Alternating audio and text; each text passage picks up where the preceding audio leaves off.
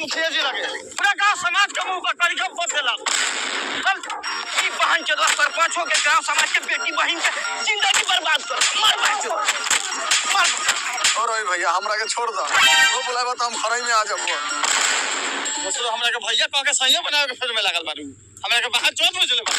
चल ओ छोटा भाई, हम तो कभी साला के माथा छिलवा के मुंह में परीक्षा पोत के गधा में उठा के पूरे गांव में घुमावल जा। मर बात ई परवा सरपंच बने के बन के पूरा जिले के गांव समाज के बेटी बहन चिन्ह हाथे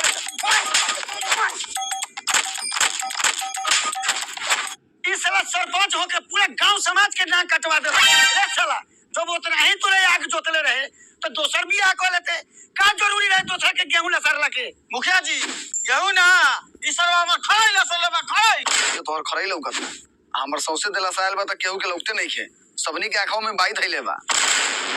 अरे भरता के बेटी मुंह संभाल के बोल, भरल सभा में तोड़ जबान गिज रे। अब मुखिया जी से मर झाटो न उ साला, तू मुखिया जी से झाट उखड़वाए दे, काट से गान में गोली मरवा दे।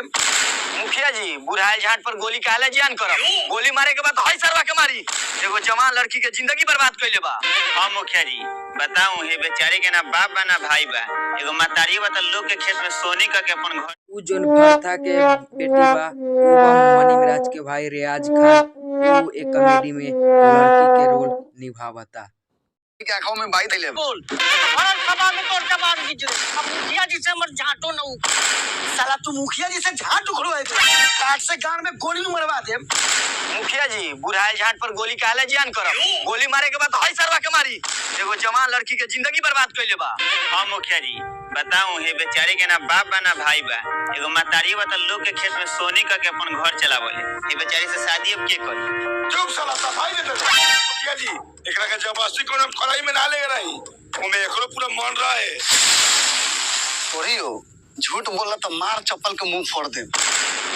मुखिया जी ये दोगला के चुदल कहलक कि चल खराई में इंदिरावास पास करा देबो तो एगो घर मिलता। हम चल गनी, हम का जाने की कोरिया हमरा के खराई में ले जाके गोराई धराई। हम तो कहत रही दोगलावा हमरा घर रोज रोज बीच में दिला के आ जाता। अरे भट बाबा तेरा हिम्मत कैसे बनाना बेटी हां बता बहू, मुखिया जी है खड़ा बड़ा आ तू आते लगले फटाफट चप्पल चलावे। चुप रही मुखिया जी, देख हमर नुगल बा, अब हमरे बेटी से ब्याह कौन करी।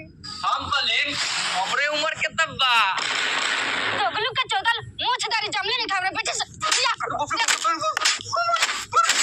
का सोनू भाई काहे दुकान बंद करत रहो? अरे का बताई भाई, धंधा पूरा मांदा चलता। अब सब कोई अपने से रिचार्ज कर लेता है, यही से हमेशा दुकान बंद करता है। बस ये बात भाई तोरा के एगो ऐसन ऐप के रेफर कोड भेज। उ जोन एक कॉमेडी में सेवा केंद्र के दुकान खोलले बा उ बा मनीमराज के भाई रियाज खान।